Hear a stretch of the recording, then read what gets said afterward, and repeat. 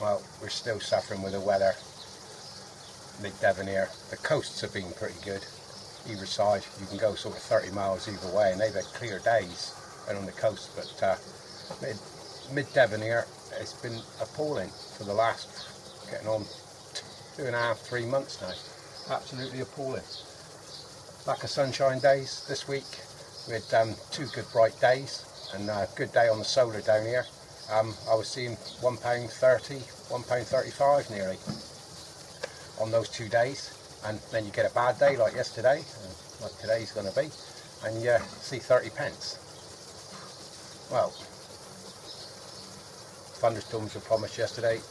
Heard a little odd crackle. It was really dank all day, and just no sun. Lack of sun. Can't say much more than that on it. Pond temperatures are suffering. I haven't had a look this morning to see what they are. We've had a few little bubbles this week. I've had a rise in the nitrate. For some reason, I think it's probably the amount of food I've been feeding.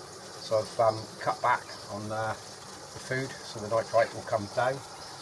Ammonia was showing okay. I've only ever had that one jump with the ammonia, and that was a bad test kit. In all my years of pond keeping, that was like a heart stopper. Oh my God, what's going on here? But that was a faulty test kit. Normally the ammonia stays stable and the nitrates stay stable. But if I get a rise in nitrate, then I know I'm overfeeding. And been up at the 500 grams mark now for the last nearly 4 weeks.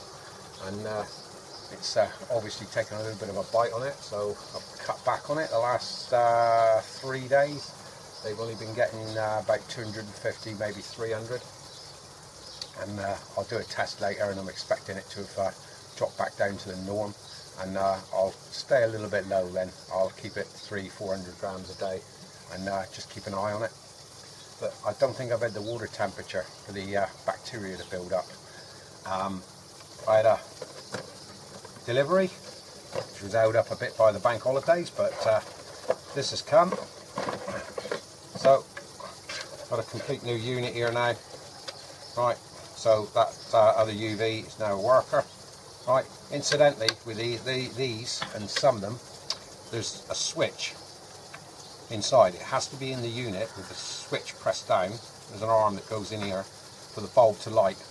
I don't know if there's any other units like that, but if you try testing it without pushing the switch down, it will not work unless it's in the unit. Okay, so if you've got one like this, be careful you don't get caught out by that. I already knew about it through reading up, of course, online. But that unit arrived, so that was £47, I think. It was under 50 anyway. So that gives me a spare UV now. The other thing I've done this week, I've had foams in the final polisher. I put a couple layers of foam in there. Now I didn't have full pieces. I had to put 2 bits on in one layer and 3 bits, I think, to make another layer. So I've got 2 layers of fine foam. That's been running a week, and it's slowly blocked up over the week. So that is taking something out. I'll squeeze that out in a bucket in a minute for you. I'm also going to show Law, French connection. I'm going to show you the spiders I got on the plant over here, and I'll see if I can snip a few of them off or push some down into the water so they start to root. As soon as they start to root, I'll get them in a package and post you a couple. How's that? So you can grow a monster as well. Well, let's pop over and I'll have a look at the temp, and I'll set the camera up over the polisher with a bucket just to rinse these foams out, pieces out in. We can see what that's collected in a week.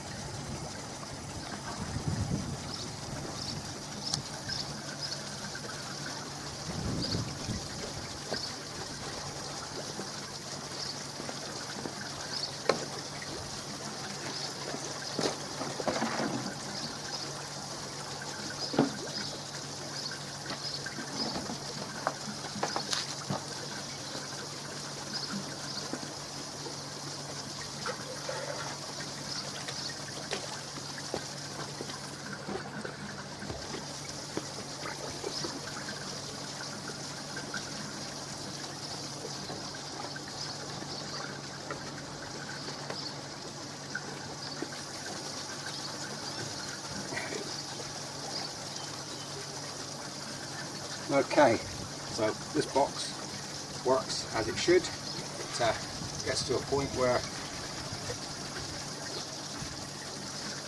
it blocks up and then it goes to overflow and it just runs over the side of the box here before it does. It's just about at that point. So these foams that have been in here a week, I reckon they're going to be a bit dirty. You can see you've got more flower bugs here. I have got some flowers, they aren't open at the moment, it's still quite early in the morning here. But let's always put some foam out. Got a green bucket here just to give them a swill out in. This was mainly to save me chucking filter wool in.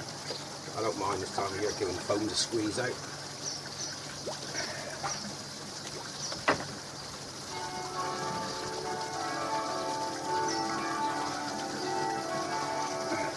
So I didn't a bit big enough, but I did so.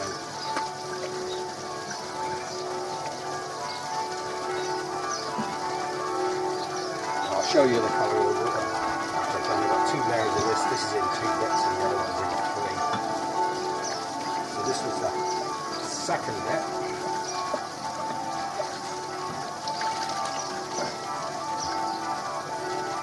The water already is a fair colour.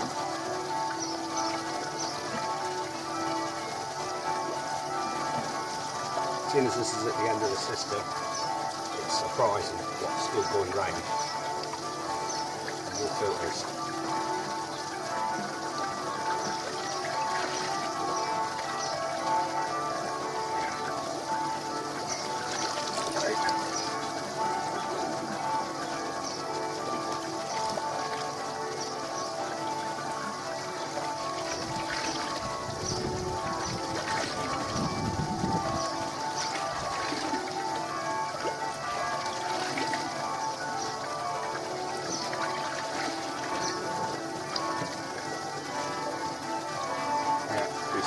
Bits, as I say, I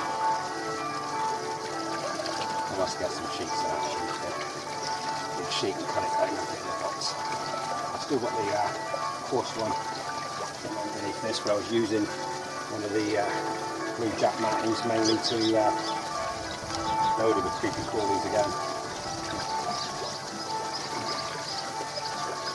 I'm using one of those bits of jack matting just to hold it all down.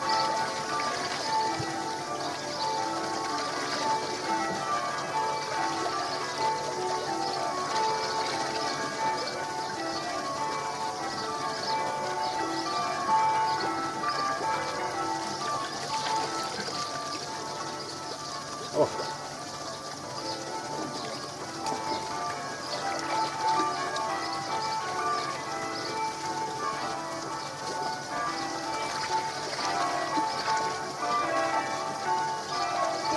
This coarser one doesn't seem to get dirty. The black one in there, in there.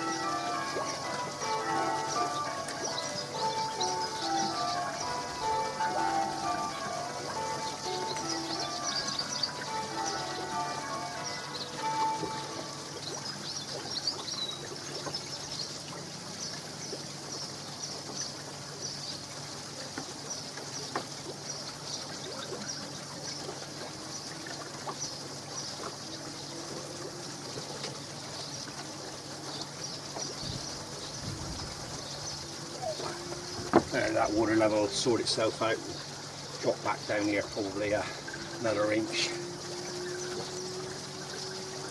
So I'll have to show you what I squeeze. Just squeeze out the bucket a minute.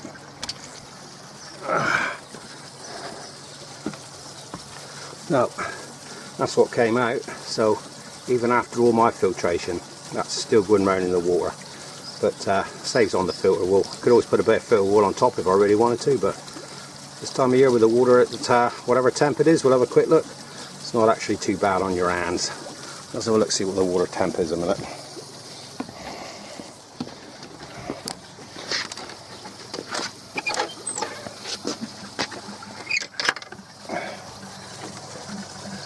Okay, we got 16.3, 16.5, 6.4.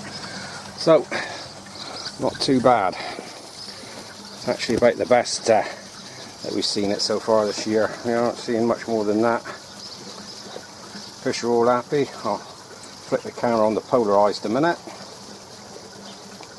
Yeah, they're all quite happy, but the amount of food I've been putting in, I've had to cut down, so that will have sorted them a bit. They won't be quite so happy, but I'll have to put up with that just until I get the nitrate back to where I like it, because that's what tells me that something's filter wise on the bio just hadn't quite caught up yet.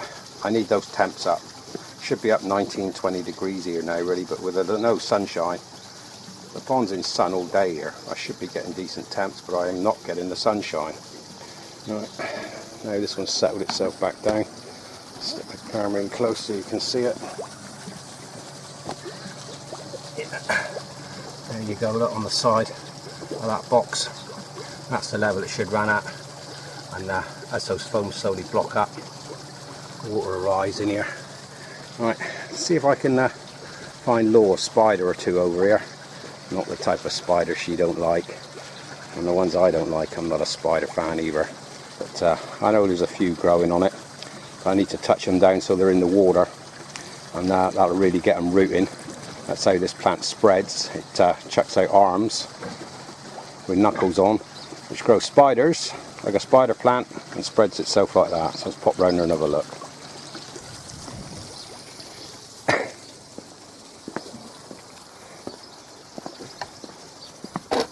As you can see, the lawn's been done. We did manage to do it between us, me and the better half.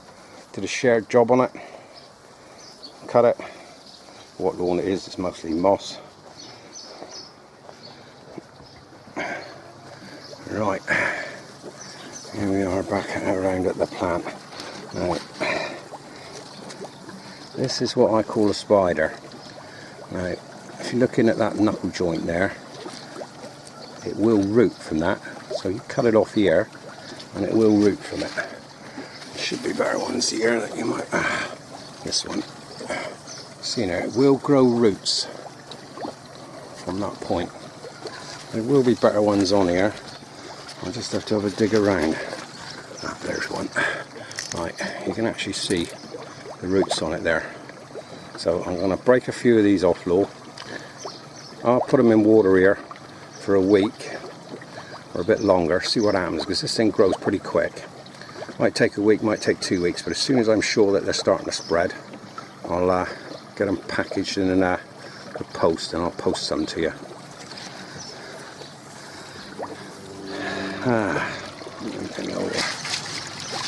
Still doing well in here, as you can see.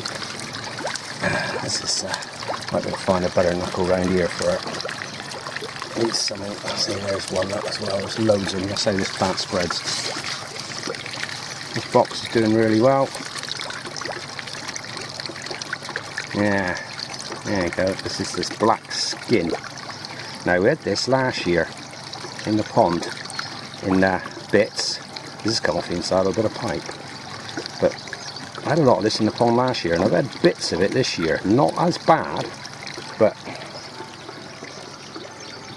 horrible bloody stuff. Ugh. Yeah, that's come out of something. I'm going to go around this plant and pull a lot of the dead stuff off. I've still got oodles of this moss growing in the water here, look. Piles of it. Absolutely piles of it.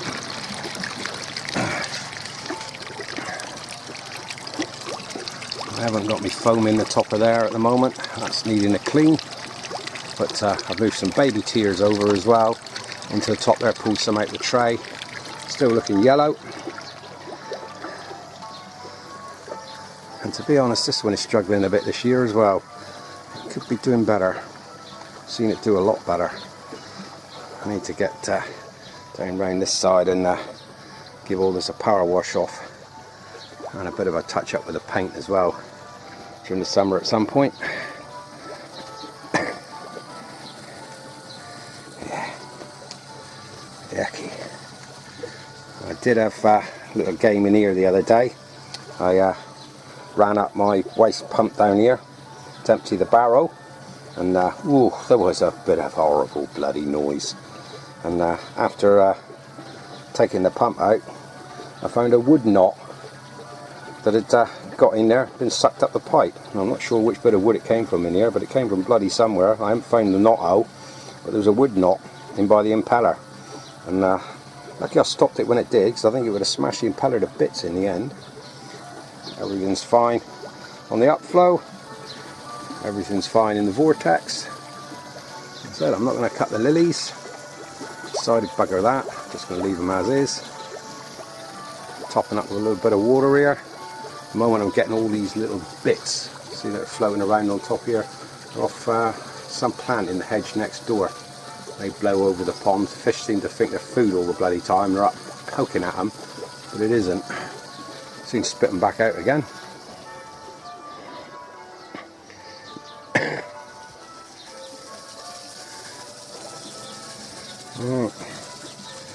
Water's still a little bit off coloured, but I can put up with that.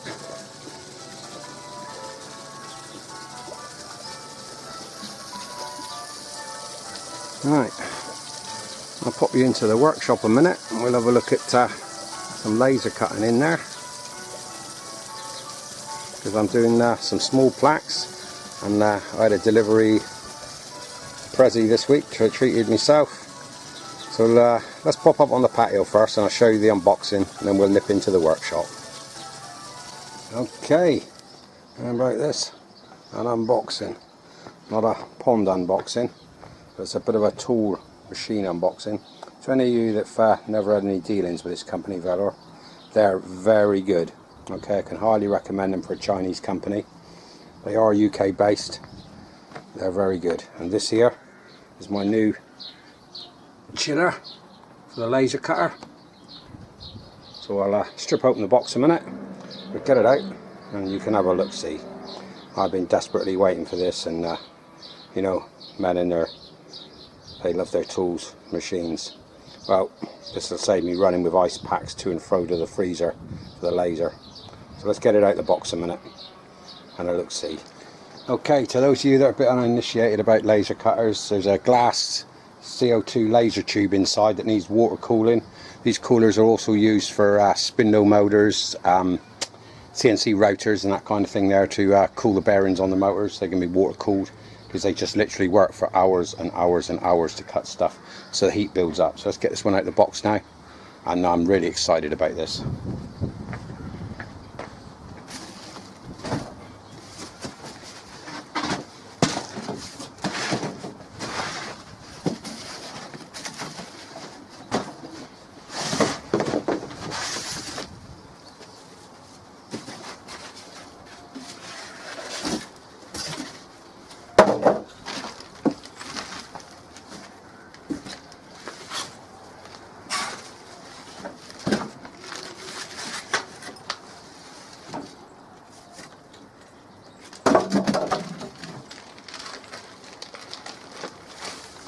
Power lead.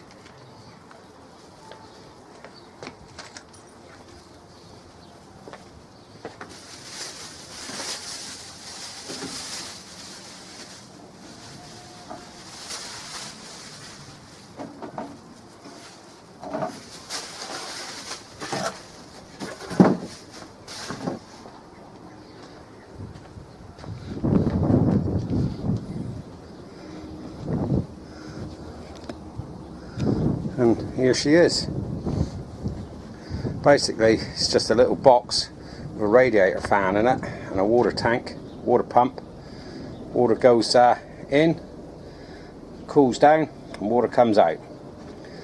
And the laser, I think the optimal working temperature is about 20 degrees to about high 30s, 36, 38, something like that. This should keep the water within that band on my size laser. So I'm getting in the workshop a minute, getting plumbed in, we'll see what's happening. Okay, as a package, when it comes, the laser, you get a water pump, fish pond pump, fish tank pump, which you're supposed to stick in the bottom of a bucket, and you run that and run the water through that. But you need to cool it, so you have to keep on dropping ice packs in, so it's a pain in the butt. Alright, we've got an in and out on the machine, and the pump is external. Now the chiller unit down here now, so you can see I fitted it in here. Nice, fits in there lovely. Absolutely brilliant. This is going to be a right lifesaver for me. The amount of ice packs I run around with, trying to keep the temperature down. So you've got in and the out there. There's a water pump in this one, as well as the radiator. And I gather it cuts in if it goes over 20 and cuts off if it's under 10. That's what it says on the box, but it can cut up to about 36 degrees. Seems to run fine with the laser. We're in here today, just going to test it now. Test the chiller pack by doing a small cut, because it all takes time with this kind of thing. It's not a 5-minute job, as Terry or Mr. Rightly tell you, with the CNC rotoring, it could take a blooming long time. This is a little bit quicker, but you can still be into hours to do a cut. And just going to do these two little plaques here, family and love. They're about 13 centimeters by 14 centimeters or 12 centimeters, something like that. I'm just going to do these little two as a test, see what happens, and we'll go. It cuts and engraves by colour, so we've got an engrave and a cut here. Cuts red, engraves black. I've got to put some infill in for the love and family words. I'll fill those letters in because they've only got an outline. I'll set it up a minute, get that, download it to the machine and fire it up so you can see it running. We'll see if the temperature creeps up. Okay, we've added the BMP scan there, which is the engrave to it, so it'll engrave those words now. Don't worry about the box outline on it, it ignores that, it just does the words that have been infilled. I accidentally had to fill the hole in as well, so it'll engrave over the top of that before it cuts it out, fixing hole. But we're all here and ready to go, so I'll shut the lid down a minute and we'll fire it up and see if the temperature rises.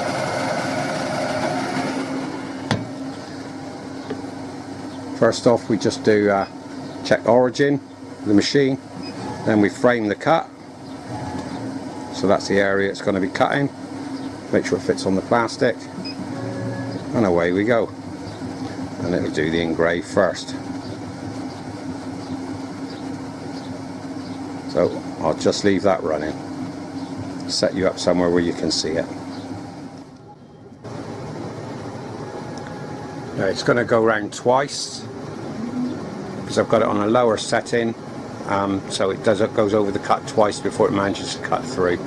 You can do it faster on a higher setting, but it does punish the laser tube. And we'll go into the laser tubes at some other point as well, because they aren't expensive and they aren't really cheap, but you burn them out quite easily. I've already on my second tube here. If you work them hard, they just don't last. I'll leave you to it again.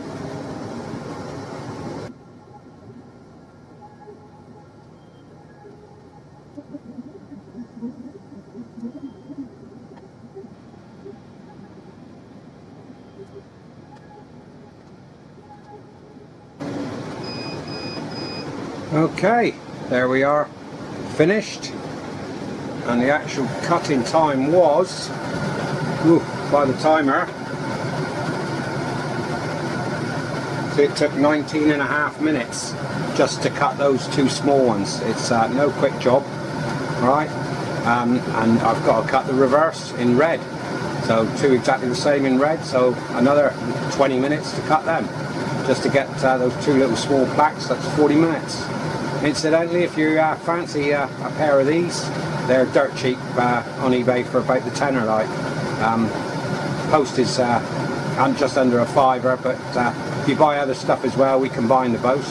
So if you're interested in that, pop over, find me Better Half on eBay.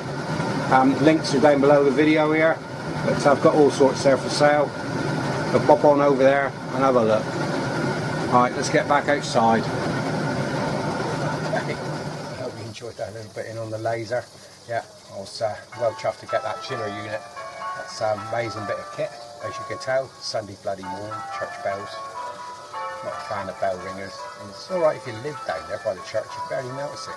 I'm on the same bloody level as the church tower up here. So it does get a little bit on your chuffy sometimes. Right, I'll stick a quick pick up here of my pet 8 this week. Now this really pees me off when this happens. What is it with masking tape? Bloody does this. Nice. It socks up me, this does. So this is my pet 8 this week.